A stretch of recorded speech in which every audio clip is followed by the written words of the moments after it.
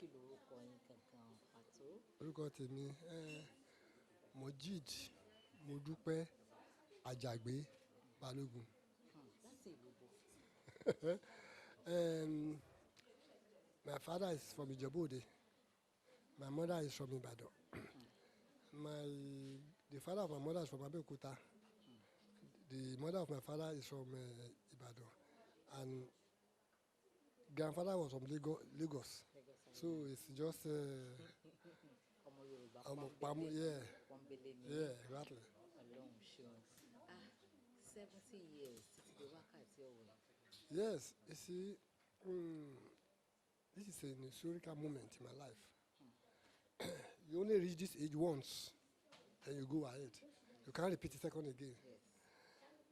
What I used to tell people is that, from my experience up to this 70 years old today, is that we should look more into ourselves, take care of our body.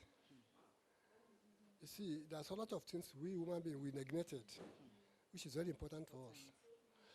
We pay much emphasis on material things, too much. For material things is okay, but it should not be the one to determine where of our life. And that's why you see the younger people now, for them it's like a crime to go and work instead of. But one thing I learned in life,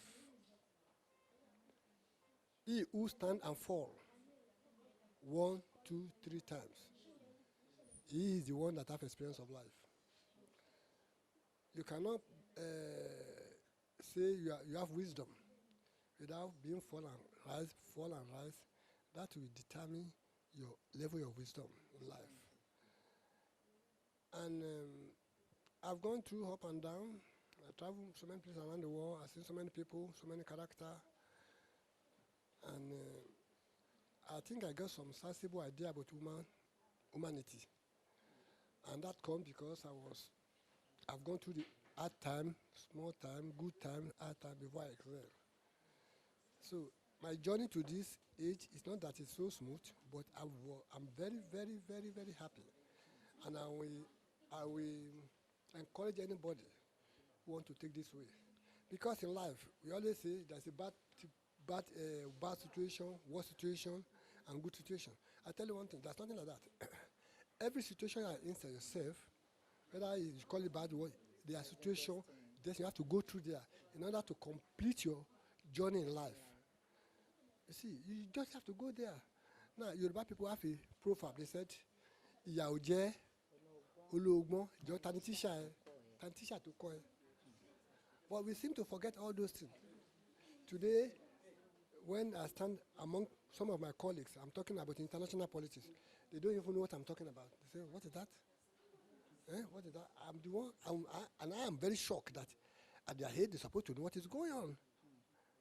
See, so every situation you meet yourself, you are destined to go through there, and don't keep complaining too much. Just accept the situation and move forward. People who complain are the people who stuck to the same point. Yeah. Daddy, you mentioned something that you've been all over the world, some places in the world. I travel.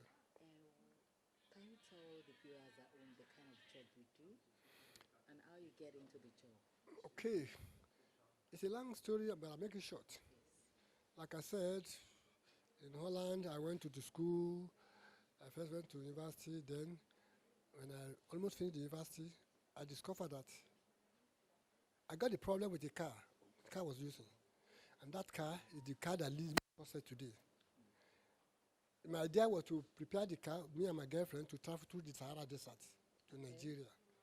But the car gave us so much problem. So I took it to the garage. The garage said after 3 days I should come back. I went there and they found out that it's just ordinary filter. That's something. I said, okay, how much it might be? They said 904. I said, what? He said, how much is the filter? I said, 4 gilda. 4 gilda. So the labor is 900. I said, yeah. He said, the man said, but if you can do it yourself, why did you bring it here? We took our time to diagnose everything. I said, thank you very much. And I took the car. From that day on, that's when I started. I took a courses. I took a courses from America, automobile engineering. I started doing it. And on Saturday, I volunteered myself to go and work in what you call a scrap car junkyard, free of charge, just to have experience how you lose, how you tighten, because you can read everything in the book, but when it comes to practical, the man said, the white man said, I will not pay you. I said, no, don't have to pay me. Yeah, but at a point on Saturday, you buy a hamburger, you give it to me. That's how I learned. So by the time I finished university, and I was at home, they just called me. The student decan, head of the man. He said, Mojeed, I have a job for you in America. I said, me? I said, I don't want to go out of Poland. He said, yeah, there's a job for you in General Motor. He said, I should go to Amsterdam for the interview. I said, yeah. So I went to Amsterdam for the interview. Apparently, why they called me, they have seen all the things I did. You know, I used to rebuild car, I used to tune up car. I will take a car like Datsun, I will tune it up to 240 horsepower, wow. And that was very fascinating. And they all knew goes around all my town there. So how they get that thing from university, they got us to say, they called me, I should come to US. Then with some negotiation and there, then I agree. So I went to US, to General Motor in Detroit. They made me a fault-finding engineer. So when I was in America, after the third month, I said, I want to go back to Europe. I don't want to stay in America again. They said, America, everybody want to come here. I said, yes, but I want to go back to Europe. So people started wondering why. And I will tell you one thing. The moment I enter America, I started figuring that most of their life is artificial, and I was not able to cope with that. So we entered into arrangement. Okay, I will spend 3 months in Detroit. I go to Holland 1 month, and that's why I was there. And the first one in engineering, and after 4 years to 5 years, I make money. All the money I make, I just enter. I did not buy car or anything. I just go into where they selling garage tools, diagnosis equipment, Sun, the most expensive there. I'm very crazy about this diagnosis equipment, Sun. You see, have it down there, Sun. I bought it then for $75,000. It's my dream. You see, so I brought to Holland. I want to start my own garage. So yeah, so we call it Kamenti. Kamenti is how do you call it? Kamenti is a government. Kamenti is the like local government in Holland. They say, I want to do something, and they want to encourage black people to struggle for themselves there. So okay, we give you a land there. You go there, you can use the land. I said, okay. I went there, and I saw the land. I said, okay, I see how money I can build. Then I have a friend, a lawyer. He's also a Dutch man. He said, you're going to do that. You are going there. I'm going to let them sign a contract. So we went there. In short, I built the garage, and I started working there. Then later I became a Saab dealer. I was crazy about the car they call Saab. So I went to Sweden, in Göteborg, to talk with them. Most of their spare parts is still in my store here. I went to Sweden, and then they said, okay, you're the first black man. Are you going to do it in Africa? I said, yes. I said, I've been importing SAP to Nigeria, fairly used already. I said, okay, I started getting, so teaching was going, just skyrocket like that, boo, boo, boo, boo. I got a contract from South America, everywhere, government in South America to supply trailers, those days, anything that comes from Europe is the best. Of course, it's the best then. If you see today now, you take a Chinese truck, even Chinese condemn their own truck themselves. It's true. So the truck you have in Europe, MAN Diesel, Dodge, Mercedes, all those things are the real quality. So I will buy them. They give me contracts. I should supply 2,000. That's like much for me. So I will buy them and then take out the engine, rebuild the engine. I love beautiful things. So by the time I finished the first engine, the man who came from Kotomala, his name was City. He said, is this a new engine? I said, no, it's the same engine I built. Because I took 3 weeks to sandpaper the body of the engine, clean everywhere. After that, I take them to spray room, I spray it. Then I take machine, I hone the cylinder. I took the picture. And then before I started putting new ring, new metal. So when you see it, it's like it's coming from a factory. And that's how they get the contract. So they started bringing it, I started doing it. The money started flowing. And the one thing with me is that I thank my God today, I was not a socialite. I know today also I'm not a socialite. I don't go to party. If I've taken a lot from Yeah, if I've been at home, if I'm at home now, if I'm on the internet following the world politics or read some technical something, that is where I get my own pleasure. Not by going outside. No, no, no, no, no. Some people complain about my wife. Say, yeah, that woman didn't let that man go out of the house. He just locked him up inside. I said, before I know my wife, everybody know me. I've been like that. I don't go out. I enjoy being alone and doing things. There's a lot of things you have to discover about yourself if you give yourself time. Instead of most of all running after the women of easy virtue and the drinking everything, you don't achieve so many things there. So, Daddy, how come or what prompted you to bring your woman into the business you're doing? Into this business. Yes. Actually, I'm not the one that said she should come in there. When she started, when I knew her, in 1995, she went to I sent her to University of Lagos to go and learn computer or something. And from there, later, some years later, I opened a place in Cotonou to go and set up a business there because we have family problem here. And there she was. Then from there, in 2000, I moved them to Holland. So when she get to Holland, with her certificate, she was working with the company Applied Biosystem as a manager. But one day she came to me saying, I want to be automobile engineering. I said, you sure? I said, you sure? I said, it's not going to be easy. I said, yeah, your finger, you cannot wear chain when you're walking, you cannot wear a ring. You want to be automobile engineer? I said, yeah. But then she has worked with so many companies in Belgium as a, what do you call them? As a,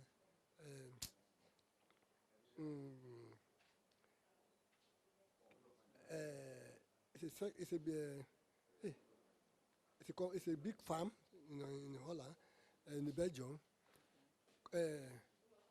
Surface, can you call surface? I forget about it. Sorry. And then when she gets from there, they had the problem she said. I said, go back to school. You want to do automobile engineering? You go to school. I said, it's not going to be easy for you. Then she went to the school. But in Belgium, if you pass out automobile engineering school after some years, you are not allowed to open your own shop. Okay. You must work 10 years with a boss before you can open your own. That is the law in Belgium. So because I had a garage in London before, I came, I used my own as a European to open. I mean, they advised us, that's the only way I can do it. So I opened for her. So we opened the garage, it's about 300,000 something. And we put garage, everything. You know what is surprising that in Antwerp, majority of black there, they don't have a garage. And they said the white people doesn't want to repair for them. My wife said, all the blacks will come to you. I said, no. I said, when the white man tells you he didn't want to repair for you, you go and ask why. I said, all the time I have garage in Holland, no black man come to my garage. Embassy, people. It's very easy for me to work. So when in Belgium, I said, go and watch out. Your customers are coming. Not those are not more. Because, you know, with our boys there, some don't have money, some have problems, some have the cookish idea. And I said, you cannot allow that in business. You must have it straightforward. I said, no, in Europe, we have the culture. We have the culture in Europe. This is the law. This is the way. Everybody follow it.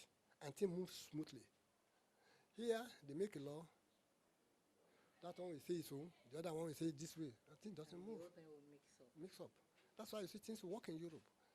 There's a law. Everybody follow it. If it's not good, they go and complain after 4 years. They go for election again.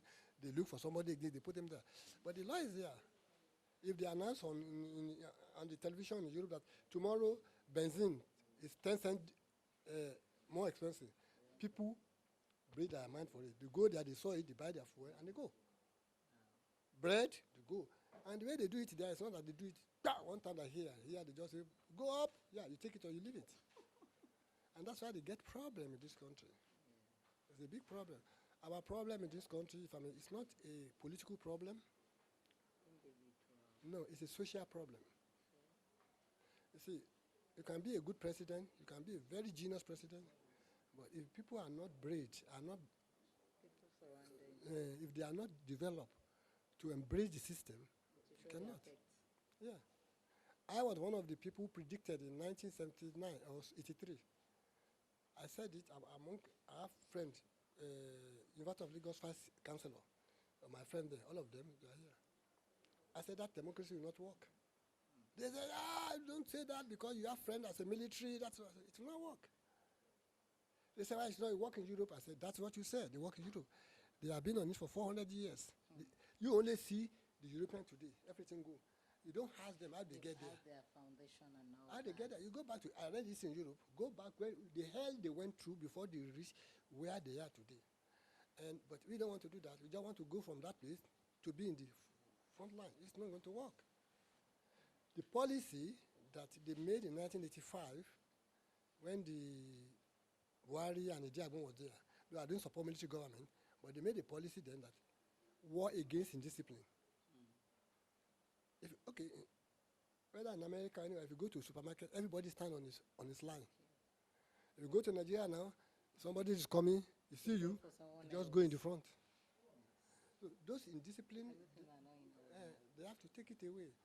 And people have to learn to work. We cannot all be rich, but we can make it to be all comfortable. But it's not going to be from government alone. If you see Nigeria, I say, it's the government. Hey, it's government. But you are the product of the society. What do you do? To help the situation. Yeah. Majority of them. How do you feel today, being 17 years old? To me, it's amazing. To be honest, shall I say something? There was a period in my life, around the age of 45 or 45. I made so much money, I thought, well, I have everything in life, so let me go. No, and then it's just like, what are you waiting for? You make enough money. You make money, you have everything. You have achieved it. But somebody told me that is how it usually happens. You think, but you pass there. Then, since then, I watch what I eat. I don't drink beer. I really very specific what I eat. I eat as much as possible bio food. And I try to avoid junk food, everything. I don't go around there. And the same thing I do for my children. And my job down there is my exercise. I don't like jogging. I like going there, lose it, pain, take it, help them. That is a form of exercise. It gives you more strength. Yeah, if you don't have that one, you walk. When I was in Belgium, I used to walk 40 kilometers every Saturday. I walk 20 kilometers go, 20 kilometers back. People say, hey, but it's easy. So what do you have to tell people looking at you from the house? What they can do to their health to look younger like you at 70?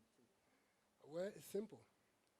One of the most important things in life that I think kill human being is tension in the body. We are all running against something which is not there. Yeah. My friend used Jeep. I want to use Jeep. My friend used Mercedes. I want to use Mercedes. Must you use Mercedes? Must you use Jeep? You see, I had a brother yesterday came to me, said, my brother asked you to give me a car. You didn't give me a car. I said, you cannot maintain the car if I give it to you. To have a car is something else. To maintain is the most hellish. So, watch what you eat. You know, our body is like inside the engine, internal organ. Piston, kidney, everything working. Your kidney, the more you consume food, the more your kidney is working. So eat good food, avoid junk food. To me, I don't eat bread anymore. I don't drink milk anymore. I don't get near yogurt. I try to eat natural food. And I eat once a day. Once a day? Yeah. If sometimes I feel like eating, maybe I drink again in the night. Not more, and I feel good. Then your body is light, you can do everything. You want everything you eat.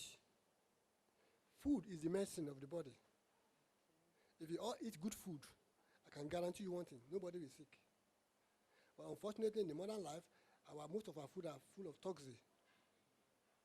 So we will sick, we do this, we get that one. But food is the medicine for the body. If you get a good food, you will survive. You will not sick for long.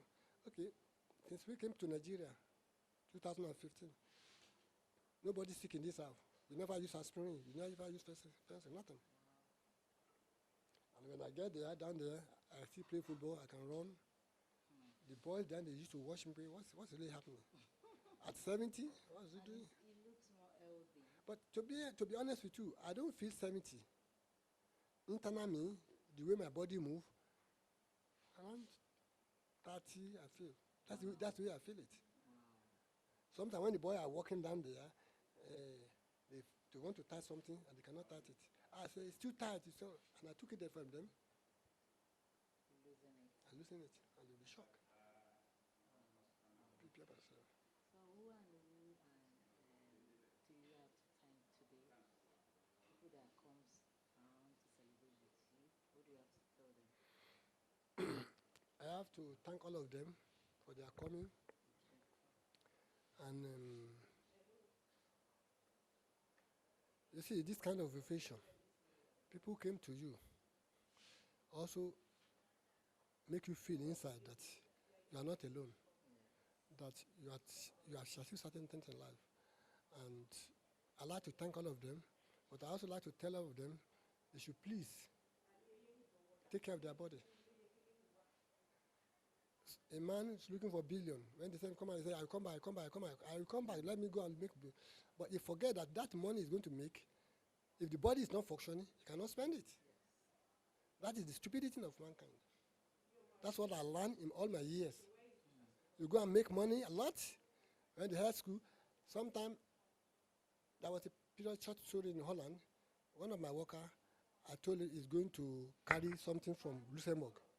And the wife tell him, come and eat. He said, no, I'm coming. But he never come back. He had accident on the road. Wow. If I stop eating that, if I sit eating that food, but by the way, when we make money, what do we do with the money? The first thing, our body. If you don't feel good in our body, you can buy the best messages in the world, you can be the most popular person in the world, and you feel sick inside your body, it's going to be hell. So take care of your body, the most important thing. And I believe when you die, you go with who you are. You are not going to go with any messages. You are not going to go with any something. No. So lastly, what do you have to say to Madam? Oh, that's a beautiful wife. Everybody sees it. You can see she's beautiful. I'm not joking. She's beautiful. But you see, let me be honest with you. The beauty in a woman is not what you see it outside. What comes out? What is inside them? You know, I read a story, a woman that lifted up 50-ton truck because the truck stand on its child food. I don't know whether you get that story. Yes, The woman was able to live it. It developed inner energy. because of the sun. Yeah. No house can be at peace. No man can be at peace if the woman is not behind. If your woman is good, woman is the architect of works. Let's be honest. Okay, if you make money, not good, you go home. You're on your own with your money. What do you do with it? Women are the driver of the men. Because when we come home, when you're in distress, women, what we don't see, I experience it. You understand? But why are you making that problem? Why can't you do this way? And I'll be shocked. I'll be shocked. Why? I'm supposed to know that. I tell Mojeed, that's my first wife, is a European woman. He said, yeah, Mojeed, there's too much in your head. You cannot think. I am sitting here. You go and do it this way. And things I cannot see, she will see it. The same thing with her. You see, people say she's my sister, she emulates my life, she doesn't go everything like that. I say, well, I took her to Europe because when people thought when you come from Europe, you are sort of arrogant, I said, you go and look yourself. And she went there, she learned a lot of lessons. Today, she's disciplined. I don't need to follow anywhere. In fact, when we are discussing at home, she brings more idea than I can imagine. Beauty of a woman is inside them. You allow them to express it, you have to be in peace. If you don't allow them to express it, you will be in the war with yourself. They will not fight with you, but you'll be in the war with yourself. It's no problem. You see, no matter how things are dangerous for a man, The only somebody that can console you is not somebody you meet outside. When you come in, if your wife tell you, no problem, it's going to come good. Believe it, most of the time it's going to come good. That is the real fact. Unfortunately, most people here, I don't see the way they say things. But now I'm 70, I'm retired, she is working, she do everything, but she employed the same principle. Woman is the architect of the house. Woman is the architect of man's life. They can destroy you and they can build you. They can build you to the maximum. So let's respect our women. And that is the most important thing. Respect all our women, and then the men should not that machoistic something arrogancy. If you call your woman, women can solve more problem than men. You know why? Because men is constantly occupied with his mind with something unimportant. It's work. It's how to go this. But women stand down somewhere. The body is quiet. The brain is quiet. She's able to diagnose perfectly than men. Men is always in run. It's always in problem. Thank you very much, sir. My pleasure.